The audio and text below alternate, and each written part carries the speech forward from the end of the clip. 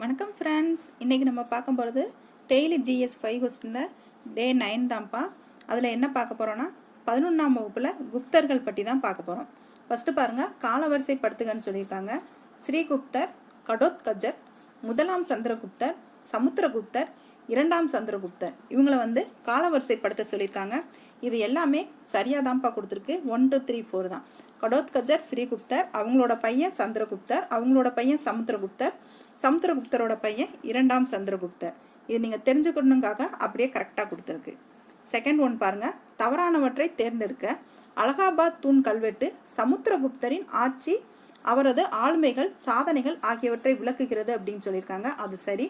இதனை பொறித்தவர் யாருன்னு பார்த்தீங்கன்னா ஹரிசேனர். இது 33 வரிகளில் நாகரி வரி வடிவத்தில் சமஸ்கிருதத்தில் எழுதப்பட்டது அப்படிங்கிறாங்க. இது சரிதான்ப்பா. இது மூணுமே உங்களுக்கு இந்த சமுத்திரகுப்தரை பற்றி நீங்கள் தெரிஞ்சுக்கிறோனுக்காக கொடுத்தது.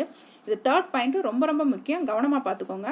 33 வரிகளில் என்ன வரி வடிவத்தில்னு கேட்டாங்கன்னா நாகரி வடிவத்தில், என்ன மொழியில் எழுதியிருக்காங்கன்னா சமஸ்கிருத மொழியில் எழுதப்பட்டது அப்படிங்கிறது தான் சரி. இதை கவனமாக பார்த்துக்கோங்க.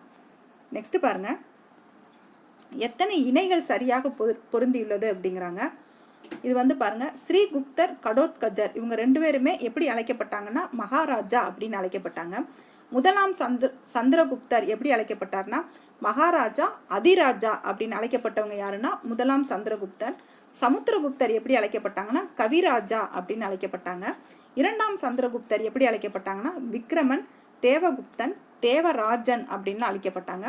முதலாம் குமாரகுப்தர் எப்படி அழைக்கப்பட்டாங்கன்னா சக்கராதித்யா அப்படின்னு சொல்லி முதலாம் குமாரகுப்தர் அழைக்கப்பட்டாங்க. இது எல்லாமே சரிதான்ப்பா.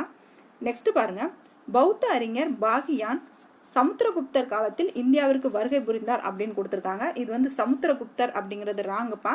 ஏன்னா அவங்க இரண்டாம் சந்திரகுப்தர் காலத்தில் தான் அவங்க வந்திருப்பாங்க. வெள்ளி நாணயங்களை வெளியிட்ட முதல் குப்த அரசர் யார் அப்படின்னா இரண்டாம் சந்திரகுப்தர் தான். ஏன்னா தங்க நாணயங்களை சமுத்திரகுப்தர் வெளியிட்டிருப்பாங்க. வெள்ளி நாணயத்தை இந்த இரண்டாம் சந்திரகுப்தர் வெளியிட்டிருப்பாங்க. முதலாம் குமாரகுப்தர் நாலந்தா பல்கலைக்கழகத்தை தோற்றுவித்தார் அப்படிங்கிறது சரிப்பா. குப்த அரசின் கடைசி பேரரசர் யாருன்னு கேட்டிங்கன்னா கந்தகுப்தர். கடைசி அரசர் யாருன்னு கேட்டிங்கன்னா விஷ்ணுகுப்தர். பேரரசர் அப்படின்னு கேட்டால் ஸ்கந்தகுப்தர், கடைசி அரசர் அப்படின்னு மட்டும் கேட்டாங்கன்னா விஷ்ணுகுப்தர். இது உங்களுக்கு ரெண்டுக்கும் வித்தியாசம் தெரியணும் அப்படிங்கிறதுக்காக இந்த கொஸ்டின் வச்சதுப்பா. கவனமாக பார்த்துக்கோங்க. நெக்ஸ்ட் பாருங்க, லாஸ்ட் கொஸ்டின் பாருங்க, அமைதி மற்றும் போருக்கான அமைச்சர் யாருன்னு பார்த்தீங்கன்னா மகா சந்தி விக்ரஹா அப்படிங்கிறவங்க தான் அமைதி மற்றும் போருக்கான அமைச்சர். நீதித்துறை மற்றும் இராணுவம் பார்க்குறவங்க யாருன்னா தண்டநாயகா, மகா தண்டநாயக்கா. குதிரைப்படை தலைவர் யாருன்னு பார்த்தீங்கன்னா மகா அஸ்வபதி. பாலாதி கிருத்தியா அப்படின்னு யாருன்னு பார்த்தீங்கன்னா அவங்க பாலாதி கிருத்தியாங்கிறவங்க காலாப்படை.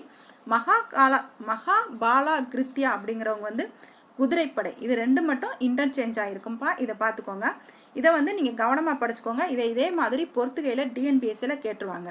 அமைதி மற்றும் போருக்கான அமைச்சர் யாருன்னு பார்த்தீங்கன்னா மகா சந்தி விக்ரஹா, அதாவது சந்தியில் போருக்கு வராத அப்படின்னு ஞாபகம் வச்சுக்கோங்க. நீதித்துறை இராணுவம் அப்படின்னா தண்டநாயகா, மகா தண்டநாயகா. நீதியை யாராவது தூக்கிட்டு போயிட்டீங்கன்னா தண்டனை கொடுப்போம்னு ஞாபகம் வச்சுக்கோங்க.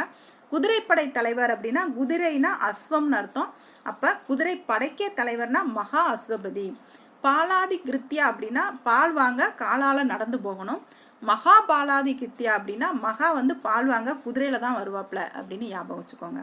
இதோட இன்னைக்கு 5 கொஸ்டின் முடியுதுப்பா. இன்னொரு தலைப்பில் நாளைக்கு பார்ப்போம். தேங்க்யூ.